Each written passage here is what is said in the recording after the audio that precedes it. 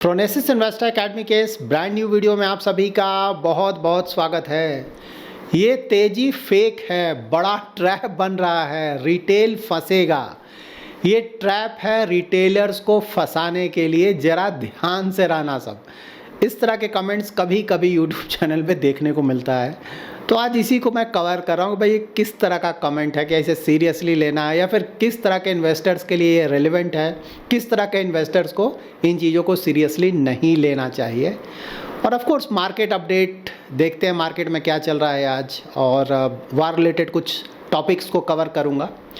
और साथ ही आपके कुछ प्रश्न जो, क्योंकि डेली बेसिस पर मैं आप लोगों के कुछ रेलिवेंट क्वेरीज़ को आंसर करता हूँ, तो आज भी बहुत सारे प्रश्नों का जवाब देने जा रहा हूँ। एफडी या म्यूचुअल फंड क्या सही है? गोल्ड में इन्वेस्टमेंट का सही तरीका क्या है? ईटीएफ है, फिजिकल गोल्ड है, गोल्ड सोवरेन बॉन्ड है, म्यूचुअल फंड है, क्या सही तरीका है? अब है कि इंडेक्स सेम है ना, लाइक निफ्टी नेक्स्ट 50 और निफ्टी नेक्स्ट 50 ईटीएफ, एक है इंडेक्स फंड, एक ईटीएफ। तो यहाँ पे लिखा जा रहा है कि दोनों में एक डिफरेंस देखने को मिलता है ना, 0.5% तक का डिफरेंस। तो क्यों हो रहा है इस तरह का डिफरेंस? ठीक है। उसके बाद अभी डेट म्यूचुअल फंड में इन्वेस्टमेंट करने का सही समय है कि नहीं? और एमएफ प्लेज के बारे में थोड़ा बताएं। क्या इस समय एमएफ प्लेज करके इन्वेस्ट करना चाहिए? तो इन सभी को मैं डिटेल में आंसर करूंगा। पहले मार्केट अपडेट देख लेते हैं, मार्केट में आज क्या चल रहा है। तो मार्केट के तो हालात आज काफ़ी अच्छे हैं, मतलब सुबह तो बहुत अच्छा था मार्केट, लेकिन बाद में उस तरह का तेज़ी नहीं रहा, लेकिन फिर भी रिलेटिवली आज बेटर रहा है मार्केट। यहाँ पे देखिए, large cap, mid cap, small cap, micro cap का परफॉर्मेंस चेक कर सकते हैं आप। परफॉर्मेंस ठीक है, बट सुबह वाला तेज़ी नहीं रहा ना, काफ़ी हद तक गिर चुका है पहले के मुकाबले। और सेक्टर थीम देखेंगे तो आईटी का परफॉर्मेंस काफ़ी अच्छा रहा है, फार्मा काफ़ी अच्छा रहा है, और कंज्यूमर ड्यूरेबल, कंजम्पशन सभी कुछ अच्छा रहा है। नीचे बैंक अच्छा खासा तेज़ी दिखा रहा था, लेकिन अब तो फ्लैट हो गया है। डिफेंस भी ऊपर था, अब तो काफ़ी नीचे गिर गया है। बट हाँ, रिलेटिवली आज ठीक ठाक है मार्केट। बाहर भी देखेंगे ना तो यूएस मार्केट का तो परफॉर्मेंस कोई खास नहीं लगेगा, एशियन मार्केट का भी आपको परफॉर्मेंस कुछ खास नहीं लगेगा। देखिए, ये जो कुछ भी चल रहा है उसका सबसे बड़ा रीज़न क्या है?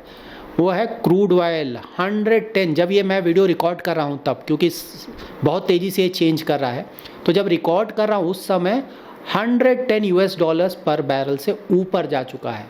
तो अभी तो मैंने हमेशा आपको बता रहा हूँ ना कि अगर जानना चाहते हैं कि मार्केट में क्या होगा, कल क्या होगा, ठीक है, या फिर आज क्या हो सकता है, सुबह अगर देखते हैं तो सिर्फ और सिर्फ ब्रेंट क्रूड का प्राइस देख लीजिए यूएस डॉलर्स में, कि पहले के मुकाबले ऊपर जा रहा है या फिर नीचे जा रहा है। ठीक है, कल क्या हुआ था? 117, 18, ठीक है, उसके बाद फिर 115 के आसपास था, उसके बाद फिर काफ़ी कम हुआ, 105, 106। इसीलिए आज मार्केट में अच्छा खासा तेज़ी सुबह।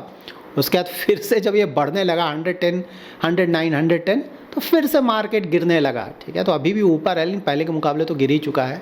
तो सिर्फ और सिर्फ ऑफ कोर्स हमेशा ब्रेंट क्रूड पे डिपेंडेंट नहीं होता है, टाइम टू टाइम चेंज कर किस रीज़न से मार्केट ऊपर या नीचे हो रहा है, लेकिन फिलहाल सिर्फ और सिर्फ ब्रेंट क्रूड आपको फॉलो करना है।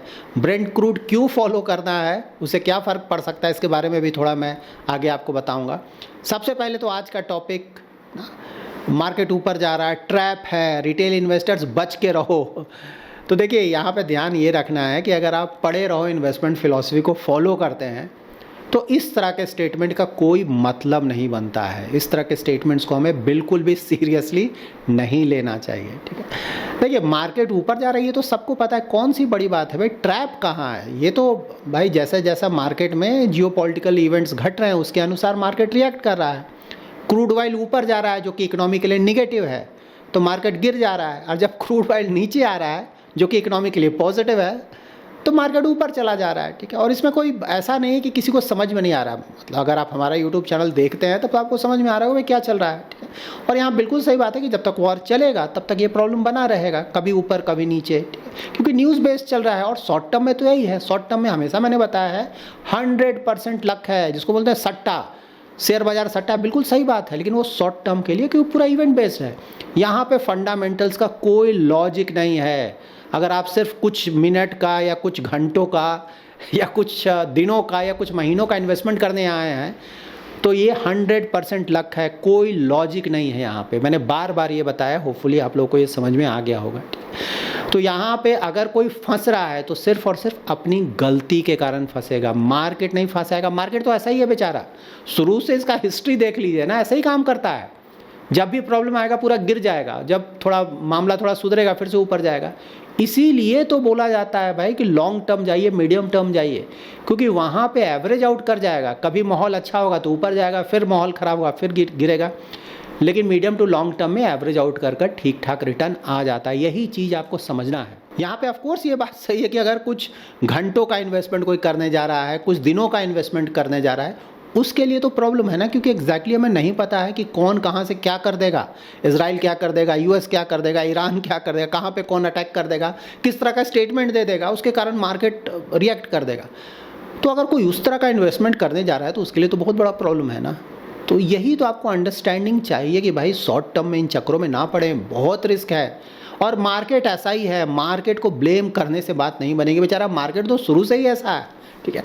तो अगर आप मार्केट को नहीं समझ रहे हैं तो ये हमारी गलती है, ठीक है। तो हमें सिर्फ और सिर्फ इसे समझकर और जिस तरह का इसका मूवमेंट है उसका एडवांटेज उठाना है और खुद के लिए लॉन्ग टर्म में अच्छा रिटर्न जनरेट करना है, ठीक है। तो सिंपल है, पढ़े लो फिलॉसफी कि भाई अच्छा क्वालिटी सेलेक्ट करें और इन्वेस्ट करें। अब मार्केट गिर रहा है तो ट्रैप क्या है, तो अच्छा है ना।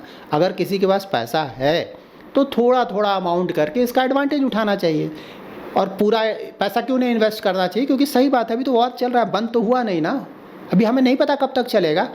लेकिन हाँ, ये भी हो सकता है कि भाई कुछ समय बाद बंद हो जाए तो फिर अचानक मार्केट ऊपर जाने लगा, हम मिस कर जाएंगे, ठीक है। तो इसीलिए ज़्यादातर पैसा हमने हमेशा इन्वेस्ट करके रखा है कि भाई ऊपर जाए तो सही बात है, वो हम कवर कर लेंगे। थोड़ा पैसा अपने पास रखा है कि जब गिर रहा है तो उसका एडवांटेज उठाएंगे, लेकिन वो धीरे धीरे थोड़ा थोड़ा करके इन्वेस्ट करेंगे, ठीक है। अब यहाँ पे एक बार पूरा इन्वेस्टमेंट कर दिया उसका आराम से बैठ जाएंगे, क्योंकि अभी 5 साल 10 साल के लिए हमने इन्वेस्ट किया है ना, 1-2 दिन के लिए इन्वेस्ट नहीं किया, 1-2 महीने के लिए इन्वेस्ट नहीं किया है, 1-2 साल के लिए इन्वेस्ट नहीं किया है कि हमें परेशान होने की ज़रूरत है, ठीक है। हाँ, अगर कोई उस पीरियड के लिए इन्वेस्ट करा तो उससे तो बिल्कुल परेशान होना चाहिए। तो ये सब ध्यान रखें, अगर लंबा जाए ना, लंबा होराइजन रखें तो रिलेटिवली ऑफकोर्स इक्विटी में किस तरह की कोई गारंटी तो होती नहीं है, बट रिलेटिवली जैसे जैसे इन्वेस्टमेंट होराइजन बढ़ाते जाएंगे और क्वालिटी अच्छा रखेंगे, क्वालिटी ख़राब रखेंगे तब तो पैसा डूब जाएगा। बार बार मैं बताता हूँ, क्वालिटी अच्छा रखेंगे, लॉन्ग टर्म का रखेंगे तो इस तरह के स्टेटमेंट का कोई मतलब नहीं बनता आपके लिए। सो नाउ वॉर रिलेटेड कुछ इन्फॉर्मेशन जान लेते हैं। सबसे पहले तो ये कि भाई ये जो चल रहा है उसका इंडिया पे क्या असर पड़ेगा, ठीक है। तो कई बार मैंने रिपीट किया है, बट देन हमारे चीफ इकोनॉमिक एडवाइज़र है ना मिस्टर नागेश्वरन, उनका कुछ डेटा है, 1-2-3 दिन पहले उन्होंने दिया था, तो मुझे लगा शायद आप लोग को अंडरस्टैंडिंग में हेल्पफुल होगा, इसलिए मैं बता दे रहा हूँ। तो उनका बोलना है कि अगर क्रूड ऑयल $130 पर बैरल के आसपास रहता है और वो भी 2-3 क्वार्टर तक, एक क्वार्टर मतलब 3 महीना, ठीक है, मतलब 6 से 9 महीने तक के रेंज में अगर 130 के रेंज में रहता है ये क्रूड ऑयल, तो वो बहुत ही ज़्यादा नेगेटिव असर इंडियन इकोनॉमी पे डालेगा, बहुत ज़्यादा नेगेटिव, ठीक है। जीडीपी 7.4% के आसपास बोला जा रहा है। तो अगर इस तरह का रहा इतने महीनों तक तो ये 7.4 से घटकर 6.4 तक आ सकता है, 1% का जीडीपी उड़ जाएगा 26-27 में, ठीक है। इन्फ्लेशन बढ़कर 5.5% तक हो सकता है, करंट अकाउंट डिफिसिट हमारा 3.2% हो सकता है और फिस्कल डिफिसिट 5.6% ऑफ जीडीपी हो सकता है, ठीक है। तो ये तो क्लियर है कि अगर ये लंबा चला, ठीक है, 6 महीना, 9 महीना, 1 साल, तब तो उसका बहुत ज़्यादा नेगेटिव असर पड़ने जा रहा है। और लंबा चलने से भी कहीं ज़्यादा इम्पोर्टेंट है क्रूड ऑयल और गैस का प्राइस। लड़ाई चल रहा है लेकिन मान लीजिए क्रूड ऑयल का प्राइस में फ़र्क नहीं पड़ा, वो 90-100 के रेंज में या और नीचे आ गया, तब तो फिर ठीक है भाई, वहाँ फिर दिक्कत नहीं है, लड़ाई से दिक्कत नहीं है। लड़ाई के कारण जो क्रूड ऑयल का प्राइस ऊपर जा रहा है उससे दिक्कत है, इस बात को आप हमेशा ध्यान रखें। इसीलिए क्रूड ऑयल के प्राइस के अनुसार ही मार्केट रिएक्ट कर रहा है और इमीडिएटली रिएक्ट करता है। नाउ वॉर रिलेटेड कुछ और इंपॉर्टेंट इन्फॉर्मेशन। देखिए, वॉर जब से स्टार्ट हुआ है तो रफली 89 शिप्स के आसपास oil tankers straight of Hormuz से क्रॉस किया है। ऐसा नहीं कि कोई क्रॉस नहीं कर रहा है, क्रॉस कर रहा है, और उसमें से ज़्यादातर ईरान का शिप है और Iran millions of barrels of oil export कर रहा है। ऑफकोर्स चाइना को ही भेज रहा है ये सब कुछ, ठीक है।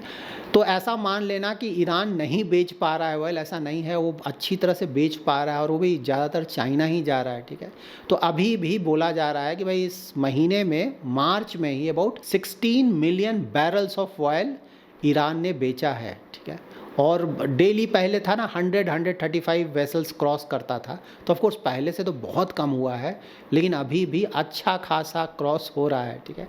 और ज़्यादातर जो क्रॉस हो रहा है ना, चाइनीज़ या फिर ग्रीस रिलेटेड वहाँ से शिप्स क्रॉस कर पा रहा है, क्योंकि चाइना पे तो ऑफकोर्स ईरान कोई प्रॉब्लम क्रिएट नहीं करेगा।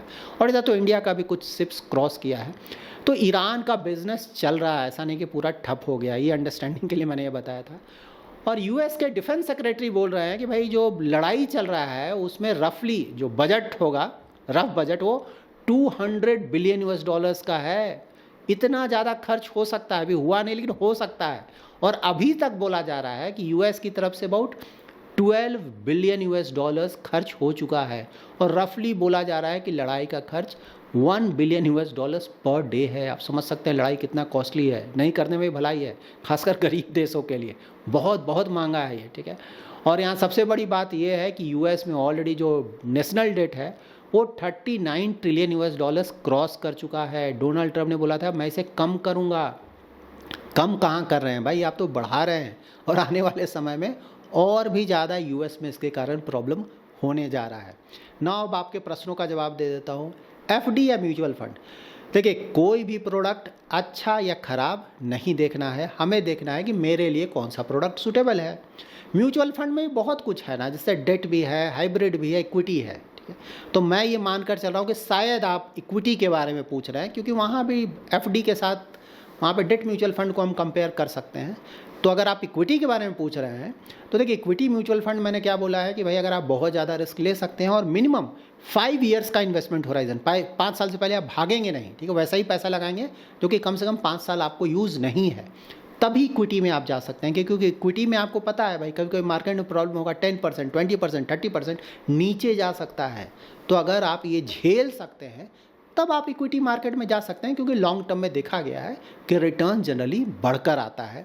और अगर आप ये सब नहीं झेल सकते हैं तो एफडी, फिक्स डिपॉजिट, मैंने कभी नहीं बोला खराब प्रोडक्ट है, बहुत अच्छा प्रोडक्ट है, लेकिन आपको सूटेबिलिटी देखना है। अब कोई रिटायर्ड है, रिस्क नहीं लेना चाहता, ऑफ कोर्स एफडी करेगा, कोई दिक्कत नहीं। उसी तरह से कोई किसी का एज कम भी है लेकिन फिर भी अगर वो चाहता है कि प्रिंसिपल अमाउंट 1 रुपये भी कम नहीं होता, ऑफ कोर्स वो एफडी कर सकता है, ठीक है। लेकिन हाँ, अगर कोई रिस्क ले सकता है, वोलेटिलिटी को झेल सकता है, लॉन्ग टर्म का इन्वेस्टमेंट होराइजन है, तब तो बिल्कुल इक्विटी म्यूचुअल फंड में जाने का मतलब बनता है, क्योंकि लॉन्ग टर्म में वहाँ पे रिटर्न बढ़कर आते हैं।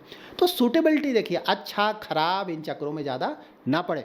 सेकेंड है गोल्ड में इन्वेस्टमेंट के लिए सबसे अच्छा क्या है, आप कैसे करते हैं? तो देखिए मैं तो ETF के थ्रू करता हूँ। तो अगर किसी के पास डीमैट अकाउंट है, ट्रेडिंग अकाउंट है, ऑलरेडी स्टॉक से सब में इन्वेस्टमेंट कर रहा है, उसको नॉलेज है, तब तो ऑफकोर्स गोल्ड ETF अच्छा ऑप्शन है। अगर नहीं है, ट्रेडिंग अकाउंट, डीमैट अकाउंट, इन चक्करों में नहीं पढ़ना चाहते हैं, तब गोल्ड म्यूचुअल फंड को भी कंसिडर किया जा सकता है। फिजिकल गोल्ड ऑफकोर्स रखने ये सब का बहुत टेंशन है, बट हाँ अगर कोई चाहे तो, लेकिन वो मतलब जो प्रेफरेंस होगा उसमें बहुत नीचे आएगा, ठीक है। लेकिन आपके कंफर्ट पे डिपेंड करता है, आपके लिए जो कंफर्टेबल है आप कर सकते हैं। अब देखिए फिर है ना कि सेम इंडेक्स है, निफ्टी नेक्स्ट 50 इंडेक्स और निफ्टी नेक्स्ट 50 ETF, तो दोनों में अंतर क्यों आ रहा है? तो देखिए अंतर इसलिए आ रहा है ना, क्योंकि आपके देखने का तरीका है। एग्जैक्टली आपने बताया नहीं कि आपने कब चेक किया। मान लीजिए एक ही दिन दोनों का आप जाकर चेक कर रहे हैं, ठीक है। तो जो निफ्टी 50 ETF है, निफ्टी नेक्स्ट 50 ETF, उसका तो आप लाइव रेट देख पा रहे हैं, लाइव आपको दिख रहा है। लेकिन म्यूचुअल फंड जो इंडेक्स है उसका तो लाइव रेट नहीं दिखता है ना, उसका NAV सही से NAV आपको नेक्स्ट डे ही पता चलेगा। तो अगर आप आज जैसे चेक कर रहे हैं तो भाई जो निफ्टी नेक्स्ट 50 का ETF आपको तो अभी NAV तुरंत दिख जा रहा है, ठीक है।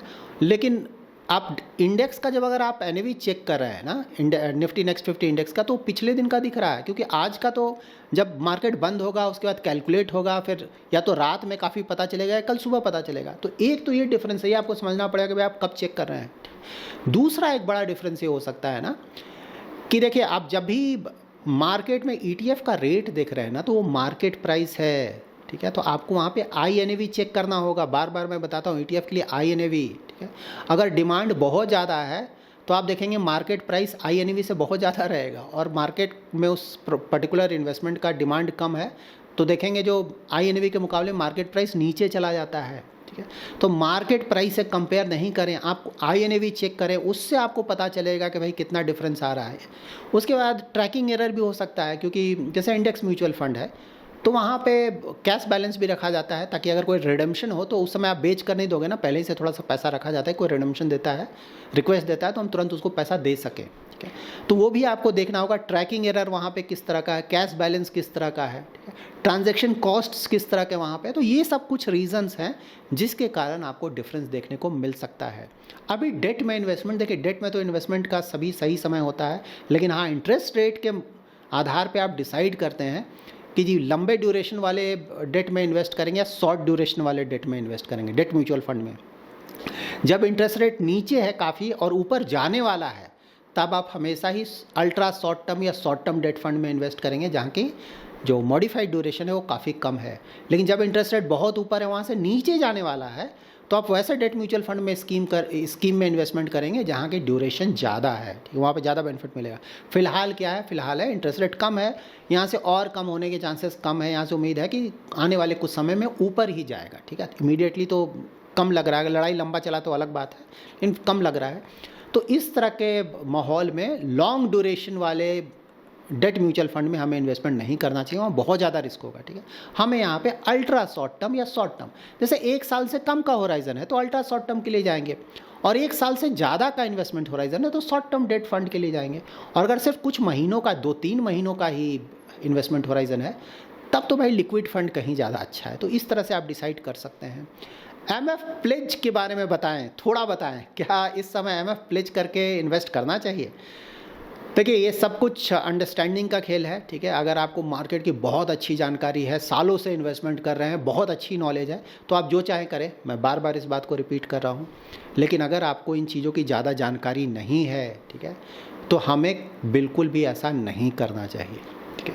देखिए जो सब कुछ जानता है, या फिर सब कुछ बोलना तो ठीक नहीं होगा, लेकिन अच्छी खासी जानकारी है, वो थोड़ा ज़्यादा रिस्क ले रहा है, तो कुछ हद तक उसको जस्टिफाई किया जा सकता है कि भाई हैंडल कर लेगा, ठीक है। अगर गलत भी गया तो कम से कम मैनेज कर लेगा, उसे दिमाग में उसने बनाया हुआ कि भाई बहुत ज़्यादा रिस्क ले रहा हूँ, अगर गलत गया तो मेरा पैसा डूबेगा, ठीक है।